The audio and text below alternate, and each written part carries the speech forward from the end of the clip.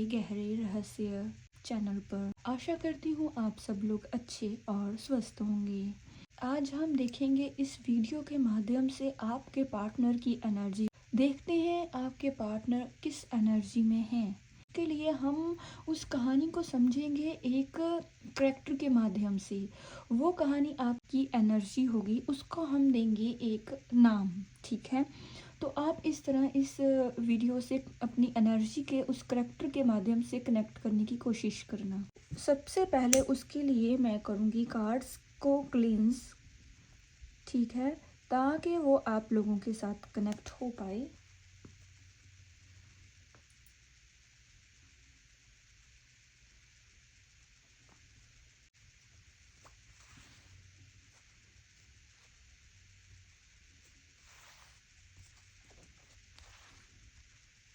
तो देखते हैं आज यूनिवर्स किस कहानी के माध्यम से आपके पार्टनर की एनर्जी हमें बताते हैं इस वीडियो में। तो हमारा सबसे पहला कार्ड है 3 ऑफ फायर और इसके बाद है 7 ऑफ वाटर और उसके बाद है रीन्यूअल। लव ऑरेकल से action speaks louder than words और एंजल का डेक से है लेट गो का कार्ड। तो हमारी आज की कहानी है रिया की।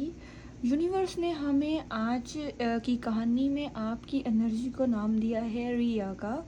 तो सबसे पहले रिया के जो पार्टनर हैं उन्होंने उन्हें नो कांटेक्ट सिचुएशन दी है, उनसे उनकी इतनी बात नहीं हो पाती।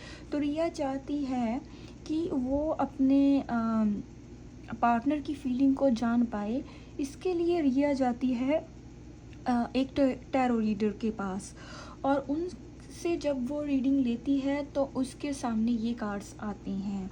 तो सबसे पहले कार्ड आता है 3 ऑफ फायर का, जो रिया को ये बताता है कि उसके जो पार्टनर हैं वो अपने विज़न की सुन रहे हैं, अपने अंदर की आवाज़ सुन रहे हैं। उनके कुछ गोल्स हैं उसके पार्टनर के। 3 ऑफ फायर का कार्ड यही इंडिकेशन देता है और वो उस पर काम कर रहे हैं। वो अपनी लाइफ में आने वाली चुनौतियों को, अपनी लाइफ में अपने करियर से रिलेटेड किसी काम में वो उस पर काम कर रहे हैं। लेकिन रिया को लेके उनका विज़न बिल्कुल क्लियर है। उन्हें मालूम है रिया से वो क्या चाहते हैं, रिया के साथ उनका क्या फ्यूचर है, आगे रिया के साथ उनका रिलेशन कैसे होने वाला है। उसके बाद कार्ड आता है 7 ऑफ वाटर का।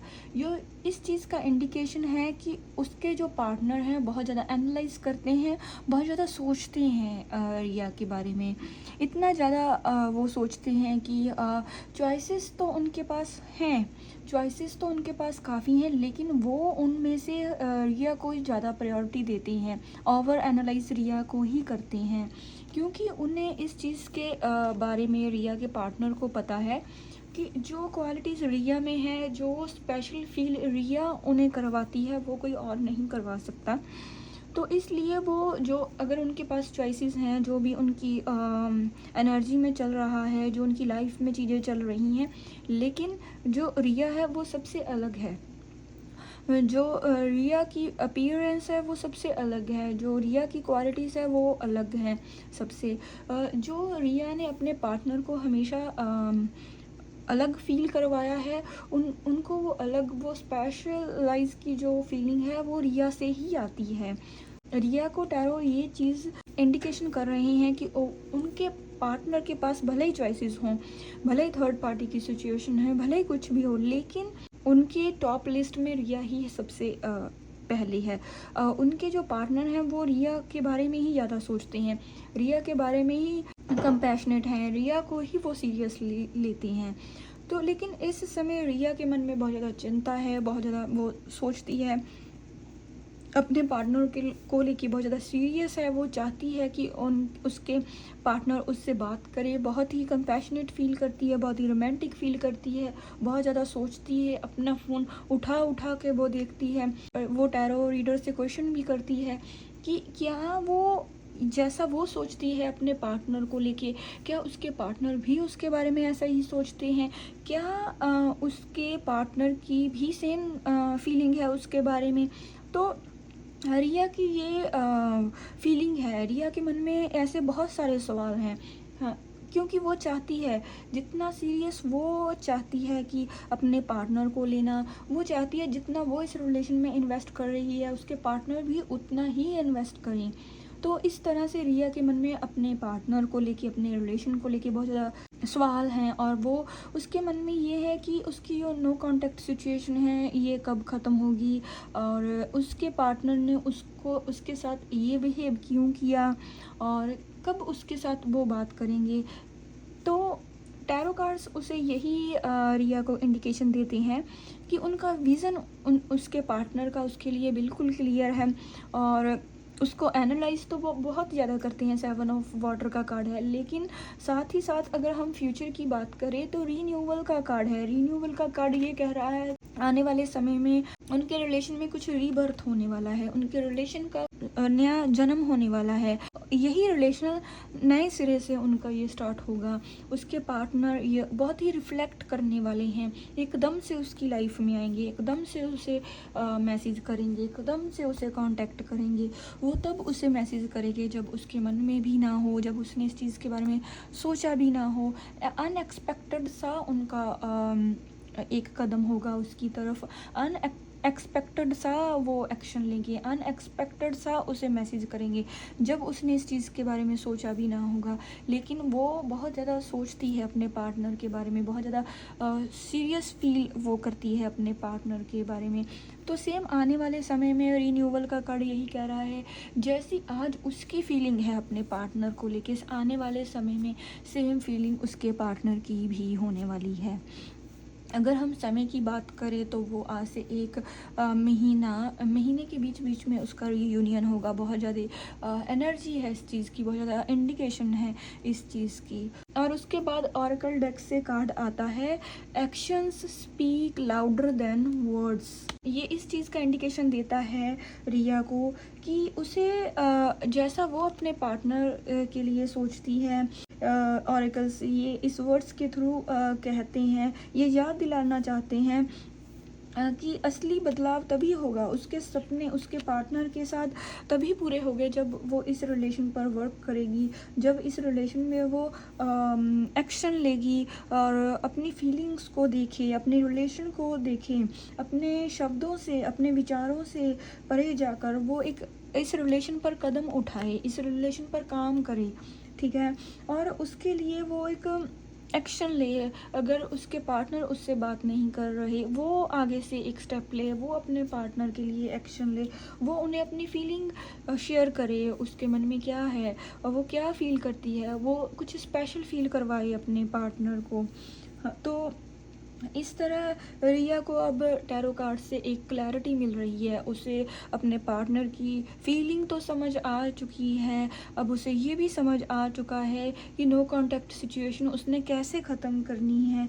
लेकिन साथ ही साथ एक अफर्मेशन भी है, एक गाइडेंस भी है उसके लिए कि जैसे जैसे वो अपने सफ़र पर आगे बढ़ रही है, अपने पार्टनर के लिए एक्शन ले रही है, उसे ये एहसास होता है कि उसे अपने पुराने डर, अपने रिलेशन को लेके जो उसके ऑब्स्टिकल्स थे, जो प्रॉब्लम्स थी, जो उसके डर थे, उसे वो पीछे छोड़ ले रही है।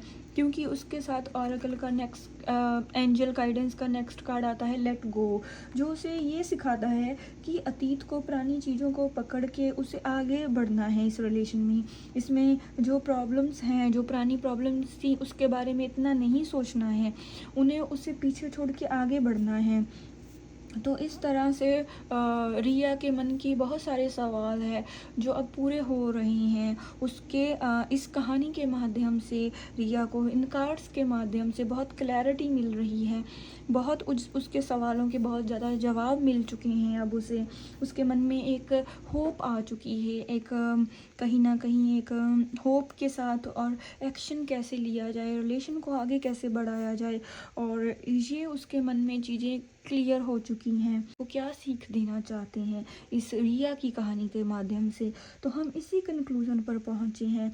कितने भी झगड़े उनके आपस में हुए हों, लेकिन रीन्यूअल के कार्ड ने उसके रिलेशन को एक आगे एक स्टेप ले लिया है। उसके मन में एक आस जगा दी है, उसे कुछ पॉजिटिविटी दी है कि जितना वो प्यार करती है अपने पार्टनर से, आगे और अच्छा होने वाला है।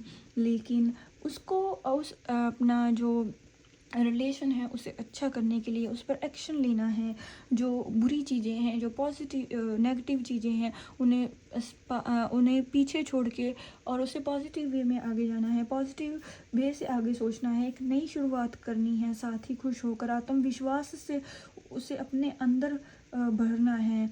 तो अंत में हमें ये गाइडेंस मिलती है कि हर बदलाव आत्मविश्लेषण, धैर्य, मेहनत और पुरानी नेगेटिविटी को छोड़ने की ज़रूरत होती है। धैर्य से, पेशेंस से बैठते हैं, अपने रिलेशन पर मेहनत करते हैं, चीज़ों को नए सिरे से देखते हैं, तो इस पॉजिटिविटी से किसी का भी नो कांटेक्ट सिचुएशन ख़त्म हो सकती है। कोई भी अपने रिलेशन को सही कर सकता है। तो कैसी लगी आपको ये रिया की स्टोरी? कितना किया आप लोगों ने इससे रेजोनेट? क्या सीख मिली है आपको? तो अगर आपको ये वीडियो अच्छी लगी तो प्लीज़ वीडियो को लाइक करें, चैनल को सब्सक्राइब करें, आगे शेयर करें। तो मिलते हैं ऐसी ही किसी और कहानी के साथ, आपके पार्टनर की और नई फीलिंग के साथ। तब तक के लिए नमस्कार।